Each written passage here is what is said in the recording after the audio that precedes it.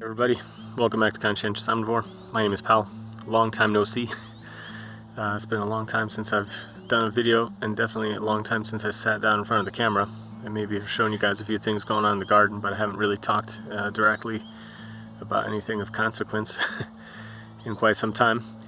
And there's a lot of reasons for that, but in a nutshell, I think one of the most important reasons why I haven't really been making too many videos is that there's just been too many things going on in the world the last few years that it's been really difficult for me to actually want to make my usual videos. Like, so things about, you know, the gardening and veganism and ethics and things like that seem to be really difficult for me to talk about, or I don't want to say care about, because I do still care about them, but it almost felt kind of strange for me to be talking about these things while there's so much bad stuff going on in the world. And I mean, for a number of reasons. I also felt I lost some of my incentive and drive to do those things.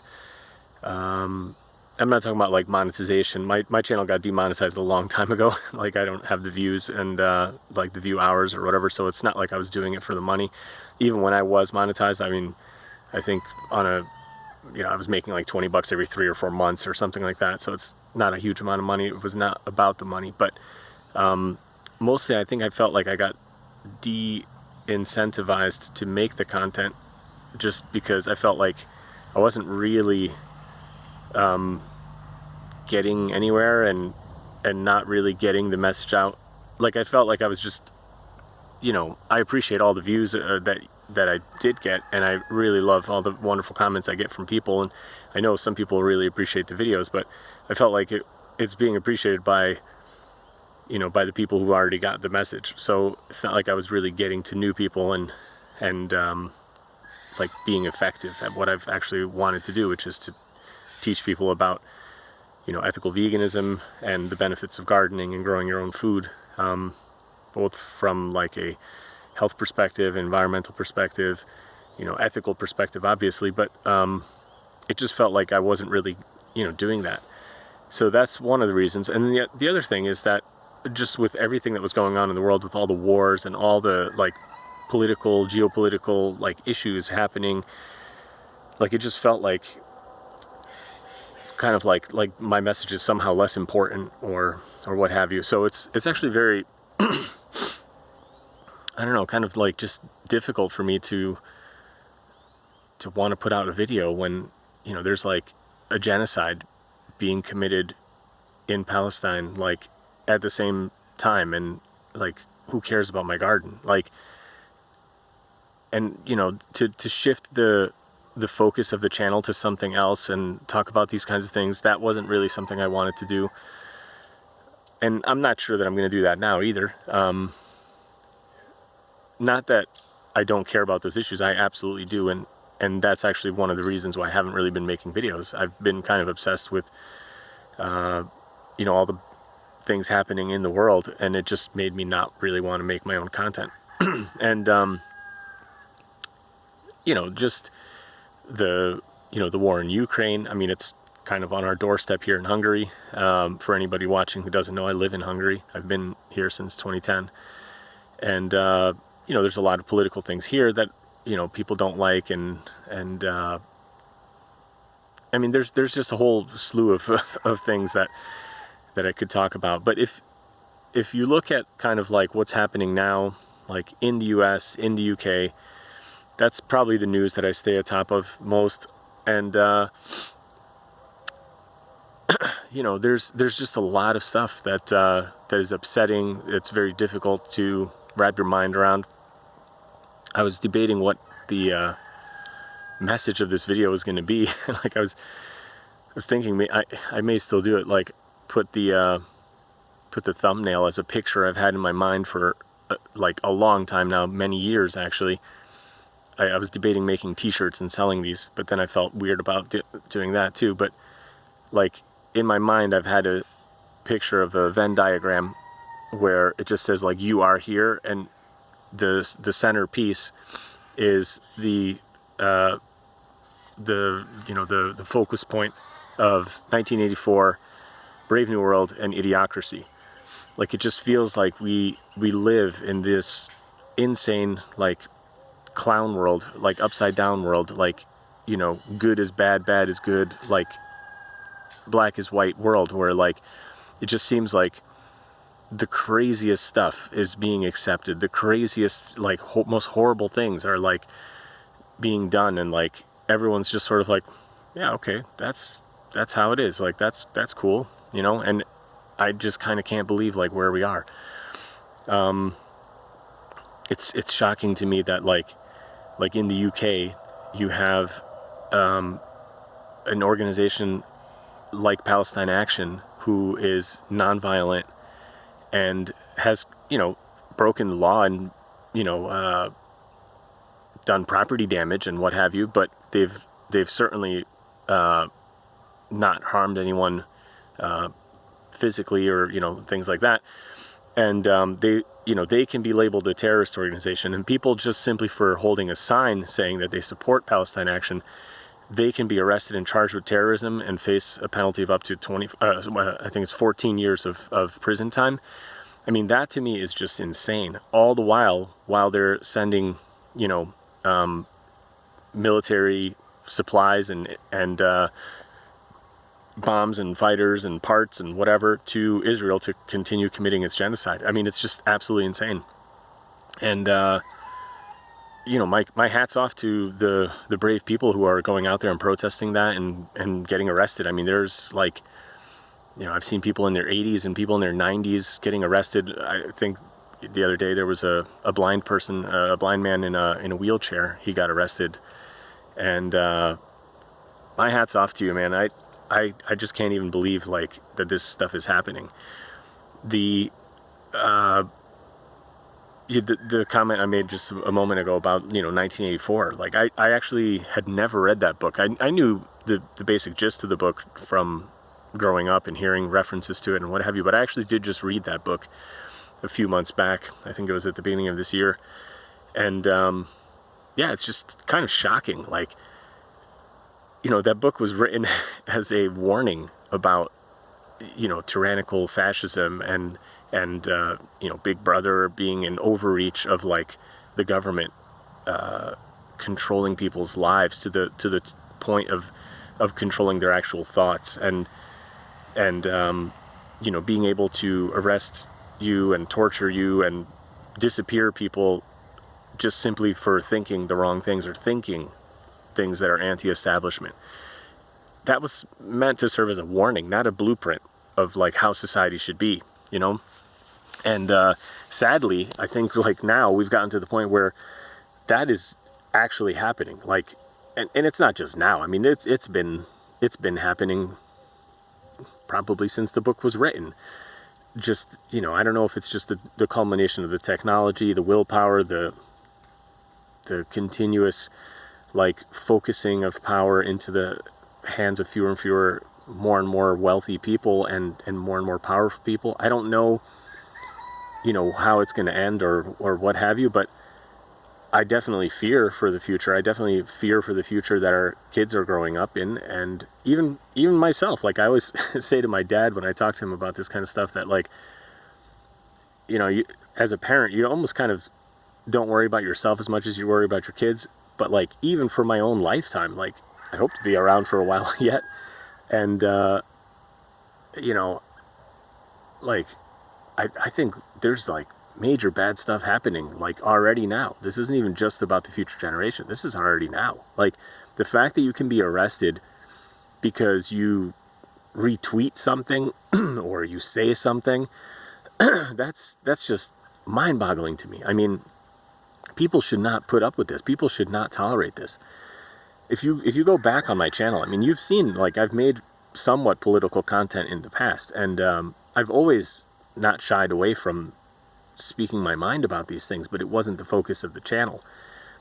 I don't think it's going to be now either, and I'll tell you why in a little bit. But, you know, go back, watch. when Alex Jones was getting deplatformed, I made a video about free speech and why I support absolute free speech. Go watch that. I mean, read John Stuart Mill's. I did a video on, on him. Like, I mean, these are things that are like hundreds of years ago concepts that people understood, like literally hundreds of years ago, probably even further back if you go back into like the classical, literature, which I'm not even that familiar with, but like, the Greek philosophers and other philosophers. Like, when you start banning speech because you don't like it, I mean, that's the beginning of the end. That's the downfall of like society and humanity. Like, you cannot silence a dissenting voice. If you do that, you're actually harming yourself as a society. And yes, I'm an absolute free speech supporter. I do not make any provision for anything. I don't care. People will say like, oh, but what if it's hate speech and whatever? Yeah, any kind of speech should be allowed. If you don't like it, you have to be able to like put your counterpoint out and get people to be convinced that you are right and that other person is wrong. And I think like when you have, a moral, like ethical argument to be made, you can win that debate, and that debate should be held. And you do not win by silencing your opponents. If I don't like somebody espousing racist views, I'm going to go out and I'm going to explain why I think they're wrong and why I think it's dangerous and why I think it's stupid and all these kinds of reasons. And I'm going to explain it to the best of my ability. And I hope that my argument is going to be better than their argument. And that's how I think you win, not by trying to ban them. By banning people, you only serve to legitimize their voice, their complaint in a way to the people who maybe, think the same way. But if you actually engage with their argument and you talk, then you have a chance of convincing people that that's not the way to go, that that's not right.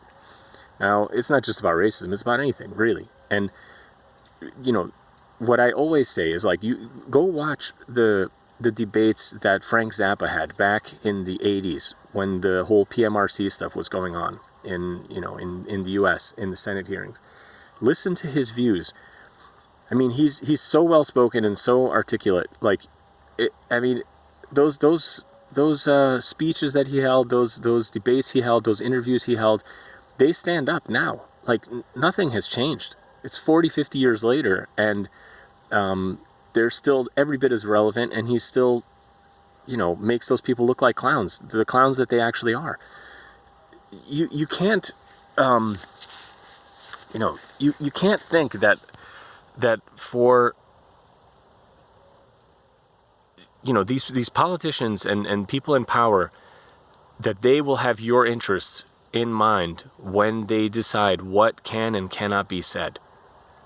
I said this in my video about free speech. Like, you should never be happy when somebody is silenced, even if it's somebody you don't agree with. You should be like, man, that's not right. Nobody should be silenced. Today it's them, tomorrow it's me. I don't want to be silenced. I don't want anybody else to be silenced. Even people that I don't like and I don't agree with, I don't care. I want them to be able to speak up and make their case. And then, if I don't agree with it, I can speak up and I can make my case. And people are left, to make up their own minds and to decide and think for themselves. But that's why I say we're in this, Venn diagram, this vortex of 1984 and Idiocracy and Brave New World, because I don't think the people in power want us to think.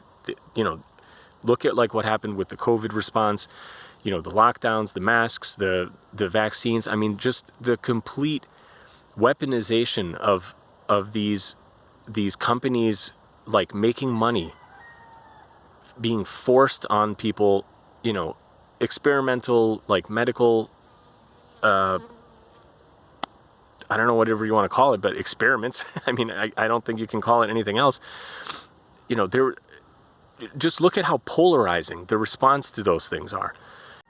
Okay, so I've just restarted the video because I think I was rambling a little bit too much. I'm probably going to edit some of that out and just start again from here.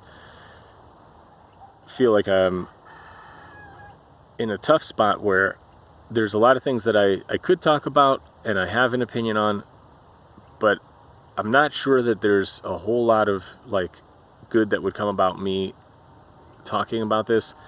I don't want to lose the focus of the channel. I do still believe in my, earliest mission statement is that, I think you can affect change locally. I think you can be a good example for people to follow, and I think you can do good things with just acting locally, and that can be as simple as, what you put on your plate for a meal, or what you put in the ground to grow. I've got corn and squash growing here behind me. But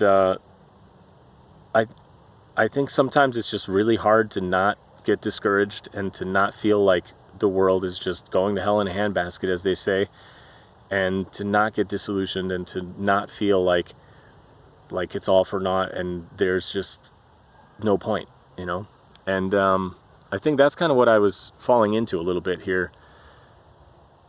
And I just haven't been excited to make videos. Like, it's just been like really depressing. Like, what's going on in the world, I'm laughing to keep from crying. Like, every day you wake up and there's a new, 70, 80 people that got killed desperately trying to get food, to feed themselves and their starving family and relatives and what have you. There's a new, doctor that's been blown up. There's a new, journalist who's been blown up to cover up, the truth coming out. And every day it's just getting harder and harder to stomach these news items coming in and seeing what's happening and seeing what the politicians and the wealthy, donors that control them, are doing to people around the world. And I mean, I'm tired of it. I'm tired of seeing this and feeling completely helpless. And some part of me, the ever optimist, and I say ever optimist, but I think I've grown less and less optimistic as I've gotten older. I hope that, the things that I've said on this channel before, I hope those things are true. I hope that truth can't be buried forever. Like, the truth comes out eventually, and you can only bury the light for so long. Eventually it comes out and it's exposed, and you can't have evil conquering forever. But then, you read Brave New World and 1984 is what I meant. It doesn't have a happy ending. There is no happy ending on that one. That's why it's a warning. It's really showing you that once things get kind of gone too far, there is a limit that you can't get back from. And I mean, I don't know. I still kind of hope and believe, I think, that the Palestinians will have their just day someday. I hope that their losses and their terrible tragedies that they've suffered for the past, 70 years or whatever, I hope that someday they will look back on that nightmare and think, that they won, that they got their freedom, that they were robbed of. And I don't know that it will happen, but I hope it does. And it's not just, again, this one thing happening. It's everything. It's the fact that you have people just becoming so dehumanized, to the point that when people see terrible things, terrible brutality committed against their fellow humans, that they are just okay with that and cheering it on and being well, they deserve it. And my videos here have always focused on kind of a compassionate life and trying to extend the compassion that we should have for humans. We should be able to extend that compassion and empathy towards all the living sentient beings on Earth. That's what I've always talked about, And so if somebody can't even have compassion or empathy for their fellow human beings. Like, how are they going to be convinced that they should have that compassion and empathy? Sorry, I'm like going to drop my phone here. How are they going to be convinced that they should have that compassion and empathy for a, you know, a chicken or a dog or a pig or whatever? It's really depressing and daunting when I see, you know, people cheering on like protesters being beaten down by police, or protesters being run over by cars or whatever, and I see this and I just think like, man, like, where have we gotten to that this is what people think, that like, I don't like the way this person voted, or I don't like who this person is, or the color of their skin, or whatever flag they're waving or whatever, and now I think it's okay that like police are like smashing their face in and like pepper spraying them from like an inch from their face and what have you. Like, I don't understand this. I just can't understand it, you know? And again, watch through my videos, my older videos, you will know that I'm not talking about like, you know, oh, you're a Democrat, I'm a Republican, whatever. Like, I'm not talking about that stuff. These political parties, they're no different from each other. They're literally, you know, two sides of the same coin. Somebody I saw recently posted a picture of the American eagle, the bald eagle flying. One wing is the Democrats, the other wing is the Republicans. It's the same. It's the same thing. They're both looting the poor people. They're both taking everything they can for themselves. It's about consolidating power over you, power over the little people. These, you know, people arguing about, well, it would have been different if Kamala won or Trump lost or whatever. I mean, they're missing the point. I've said this like throughout the whole history of this channel. There is no difference between, you know, Trump and Obama. People think Obama was this great guy. No, he wasn't. He was a terrible person. Just like Trump is a terrible person. They're both terrible people. Biden is a terrible person. Biden was a terrible person before he lost his mind to senility. Like, he was a terrible person the whole way. They all are. None of them are any better than the other. Kamala's a terrible person. She's not a good person. She wouldn't have been a good person to lead the country either. It's a terrible tragedy that is what people think, like, oh, well, if my candidate had won, things would have been better. No, they wouldn't have. They're both bought and paid for by these same elite people who like control ever, you know, larger parts of the world and more of the resources. The average person is just getting like more and more pushed down, more and more controlled, to the point now that, like I say, it's really disheartening, because it's like the thought police, you know, the thought crimes are here.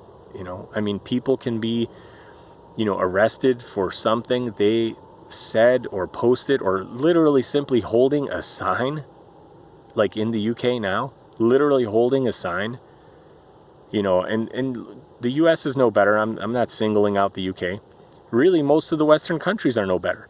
I mean, I live here in Hungary, and like, instead of them arresting Netanyahu as they should, because he has a warrant out for his arrest by the International Criminal Justice Court, instead they welcome here as a you know, as a political, you know, dignitary visiting the country. They spend all this money. They had him here. Nobody arrested him. Nobody arrested him for any of the countries that he flew through in the other parts of Western Europe, Eastern Europe. Nobody arrested him. They let him fly through their airspace. And he's welcomed here, and it's disgusting. It's absolutely disgusting. And, you know, I will just say that, like, with all this said, I know the video is probably way too long now. I probably lost everybody. There's probably a few diehards watching it to the end. Thank you. I had to get all this kind of off my chest so that I could get to the point of, you know, explaining to you why I haven't really been making videos. It's been all this stuff and more. You know, I've been really busy. It's been hard. I've been kind of like dealing with a lot of stuff. Like, it's nobody's life is easy. And I think the point I'm trying to get to here is that I don't want people to get discouraged. I want to encourage people. I want people to think that there is hope. And kind of hope against hope that things will get better. And I think the only way that I see things getting better is by people sticking together and having empathy and having, compassion for each other. You have to be able to see the humanity in everyone. You have to be able to look at the person who's out there. If you're quote unquote a Democrat, the person waving the MAGA flag or whatever, or vice versa. You have to be able to see that person is not your enemy. The enemy is the people in power. The enemy is the people telling you to hate each other. The enemy is the people who are taking your rights of freedom of speech, freedom of travel, bodily autonomy. These are the enemy. That's the enemy. People who are telling you that it's okay to put somebody in jail who's like an 80-year-old retired, pastor, because she's holding a sign that says that she supports Palestine action and she's opposed to genocide. And that's okay to arrest that person and charge them with terrorism for 14 years, punishable in jail. That's the enemy, Look back on some of my videos when I've talked about the the questions of vegan activism. When people say vegans shouldn't do property damage, that vegans hurt the cause when they go into a restaurant, they throw fake blood on the restaurant or the doors or the people eating or whatever, or they wait wear these fur is murder signs or whatever in front of stores. And they say, well, you're actually hurting the cause and whatever. I talked about these in old videos. I talked about the suffragettes when they were trying to get equal rights for women to be able to vote. Look at some of their tactics. You know damn well that they would all be considered terrorists under the laws and regulations of today. And I'm sure not just in the UK, I'm sure everywhere. I mean, they literally blew stuff up. They were exploding things. Not just throwing paint, not just damaging some warplanes that were going to go set to kill innocent women and children and men in halfway around the world. And but yet nobody questions their ultimate success, because once society as a whole accepted that they were right in what they were actually teaching, I'm not talking about the violent parts of their activism, but more what they were actually fighting for. Once people accepted that is the right the right way of thinking, everything's fine. Nobody looks back on that and condemns them. And it's interesting that now we've gotten to the point that even nonviolent protest is being stamped out violently. It's amazing. I mean, it's kind of crazy to me. So I think the main point here is that I think people need to stay together. They need to stick together. They need to help each other. They need to have sympathy and empathy and compassion for each other.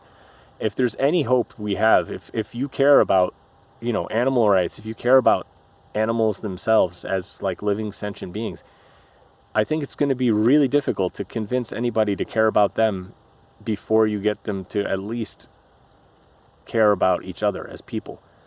And if you can dehumanize a person to the point that you cheer on their death, you cheer on the starving of them or being blown up or assassinated with their entire family lines, even to the point of even if you did believe somebody was a terrorist, but is it justifiable to exterminate an entire family line because one person is alleged to be a terrorist? There's no trial, there's no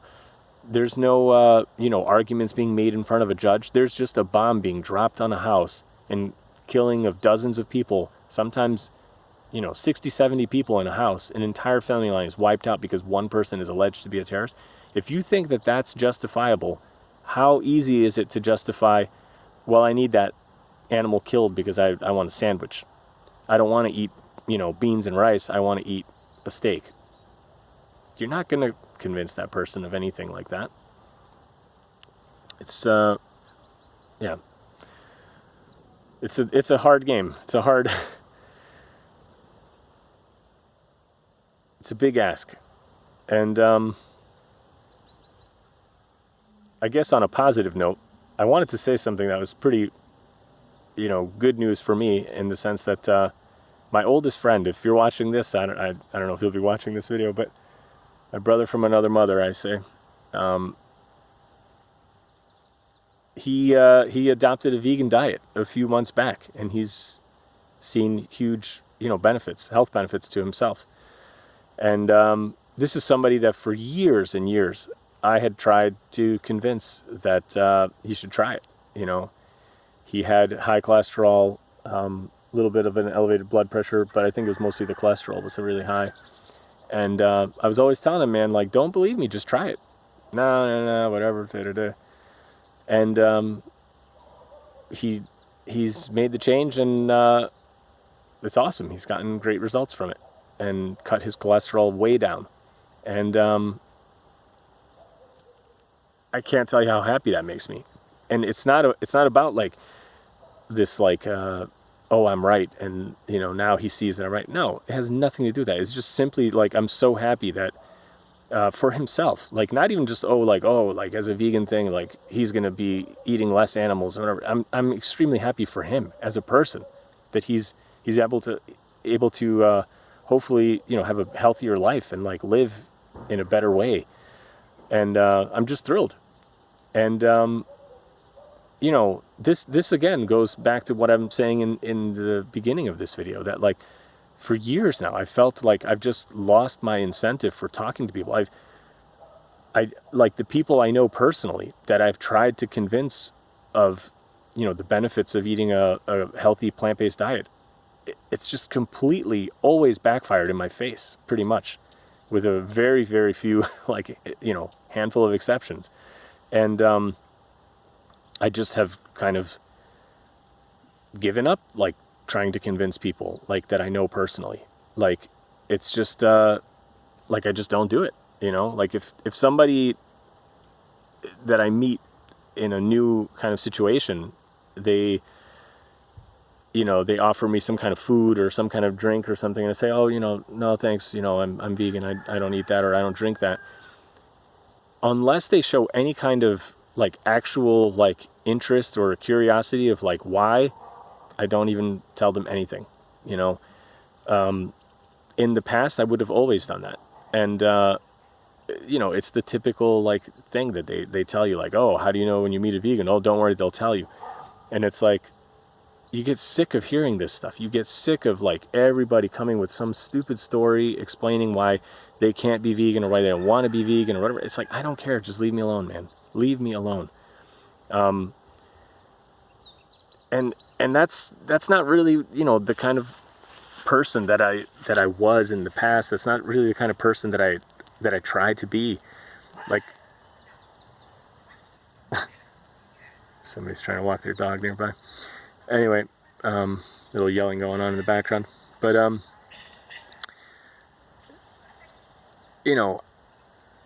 think I just have seen the futility of talking to somebody who doesn't want to change their mind. There has to be an openness. There has to be a willingness to listen to, your point of view. And if I don't see that, genuine interest or openness, like, I don't tend to do it in person anymore. I think it's in some ways easier to talk to the ether, to talk into the camera like this, and put it up on YouTube, than it is to try to convince somebody that actually knows you. And there's too much emotion in it, like my own family members and friends and things like that. I mean, it's really hard sometimes with them. I'm not going to say who, because just out of respect, but, family member, had a severe, like, heart, basically a heart attack, didn't kill them, had open heart surgery, and, I brought them the How Not to Die book afterward, when they were already, recovered and taking all sorts of meds and everything, and refused to read it, and it's like, I think they were, like, deeply hurt and offended that I even, tried to suggest that they should read that. And it's difficult, like, you don't want to, you don't want to lose hope in whatever, especially with people you care about, people you love. It's like even harder with those people. It's a lot easier for me to kind of talk to people that I don't know, especially. I think they give you more of a chance. They're actually more interested in your story. But because I think the people you know, they think they know you. They think they know your story, and so they just don't need any of the details. But maybe a stranger doesn't, and then they're more curious. But anyway, I might have to make another edit because I'm just looking at the timing on the video and it's just like forever. Jeez, man, I need to like learn how to be more concise. Okay, so I probably edited some more stuff out because it's just too much talking. I'm gonna finish here by just saying, like, I really think, if there's any bit of hope that I have, it's that if we stick together as people, if we see the compassion in the other person and the humanity in the other person, I think then there's a chance that we'll stick together and do the right thing. And I think the power in numbers really is, what will win. I think that is what puts down, these tyrannical movements. I think we have to stay together. We have to realize that, like, when you show up like 500 people to a protest, like, that's not enough. That's not enough. And I'm not saying don't do it. I'm saying you need to get more. You need to show up with 5,000, with 500,000. You need to show up with 1 million people, like, at one time. And that's what's going to be unstoppable. They don't have 1 million police officers in London. They have 1 million people in London. And if you get 1 million of those people to, go out and fight for your cause, then, that's going to work. I'm just using London as an example because that was the most recent kind of thing I saw that was upsetting. So anyway, I think the main message that I'm trying to leave everyone here with is, if you've stuck this far, thank you. I think we need to stay together. We need to have power in numbers. We have to have the power of the people, as they say, to win and to have any chance of defeating this tyrannical, fascist like world that we're living in. And I don't use that term lightly. I think that's the most valid term that applies. I mean, we have these super wealthy, powerful people controlling governments all around the world now, and they dictate policy. They dictate what happens. And I think the only way to win against them is by sticking together. You have to have the force in numbers. If you want to have your protest have a chance of succeeding, like, it's probably not enough to have like 500 people go out and, vote together or march together. That's not enough. You need to have the 500,000, the million, the millions, around the world. They need to stick together. There has to be better cooperation between people. And I think the thing that I can just, kind of point back to in my original mission statements early on in the channel is that, like, I do still think you can affect change. You can be an example that people will want to follow. And I think that's the way to go. That's the way to win. I told the story of my friend now, not to brag, but just simply to say that, like, that to me is like the ultimate success. That somebody, was inspired at some point to make a change. And you don't get that by bludgeoning somebody. You get that by just doing your own thing, like showing that it works and leading by the example of your life, the way you do things, like have, your character be something that people look at and think, like, I might not agree with this person, but at least they're doing what they say. They walk the talk, and I think, if you have the privilege, because at this point it really is becoming a privilege, like, and it's a difficult privilege to even achieve. If you have the privilege of, like, owning your own land and even just a little tiny bit, get a garden in, like, start start doing these things. It's getting more and more important. I think like there's just going to be fewer and fewer people that can escape this division of wealth that's happening. Like the poor are getting poorer. Listen to people like, Gary Stevenson. I think that's his name. It's not getting easier, and I don't think it's going to get any better before it gets worse. It's going to get worse first, I think. And I hope that it's just going to make people be more aware and more waking up to reality and working together to to start making some changes for the better. But I think we're kind of still on the downward trajectory at the moment. I don't see. I can't lie to you. I like to be an optimist, but I'm also, I think, a realist. Like right now, I don't think things are getting better. Things are definitely getting worse. That's the way I see it anyway. So I think if you're lucky enough to have land, start collecting rainwater. Make sure you have access to your own food as much as you can. Grow things, store things, learn how to can things, learn how to prepare and have a preparedness mindset. Learn how to, get more self-reliant. I don't, like, I've done the video a while back about, sustainability and, being fully self-sufficient and all this kind of stuff. Like, I'm not even talking about that kind of stuff. Go watch that video if you're curious what I think about that. I'm just talking about, like, trying to be as resilient as possible. Don't be one of those people who's like, immediately like in a disaster mode if like the grid goes down for like a week, or you don't have water, or you don't have like heat. Like, work on these things. Try to make it so that you're as resilient as possible. And if you're lucky enough to own a place, then that means planting trees, planting bushes, planting fruits.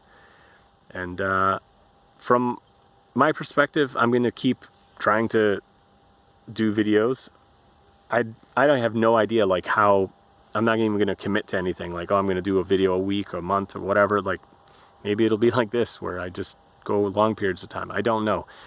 But I like making the videos, but I think I need to get back some of my mojo for making videos and hoping that they still have a place with all the stuff going on in the world to be heard. And yeah, if you made it this far, like, thanks again for watching. I'm going to end it here. I will try and post some videos. I've made a bunch of videos. I just haven't posted anything about the garden. There are pretty much year-on-year gains that we've had since we've owned the property here. It's a very different looking place now than when we first bought it. And I mean, I have so many ideas and wishes and desires and dreams to, continue making it better. And I already see huge improvements, and I hope to keep being able to share those with you. So I'm going to try and post some gardening videos coming up to show you some of the progress. And I hope that anybody who's watching this as well, and I hope that you don't lose, like, compassion and hope, and don't lose your optimism, I guess. And let's stick together and see if we can, as a community, make the world a better place, and that community can extend through the whole world. So that's what I'm hoping for. All right, thanks everybody for watching, and see you in another one hopefully soon. Bye.